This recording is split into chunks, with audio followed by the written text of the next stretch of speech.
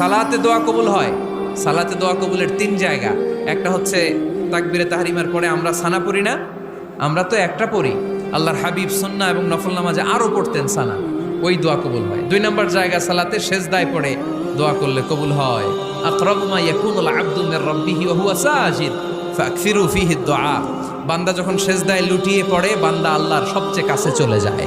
তা কিন্তু বিশ্বনবী বলে সেজদাটা তোমার রবের কুদরতি পায়ের উপরে পড়েছে। সেজদায় পড়ে দোয়া করেন। সালাম ফিরানোর আগে বিশ্বনবী দোয়া করতেন, লা ইউসাল্লিমান্না আহাদুকুম হাত্তা ইয়াতাআওয়াযা মিন আরবা'a।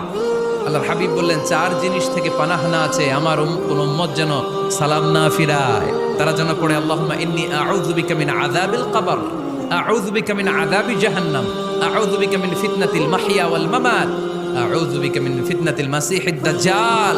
আল্লাহ কবরের আযাব থেকে বাঁচাও, আল্লাহ জাহান্নামের আগুন থেকে বাঁচাও, আল্লাহ জীবন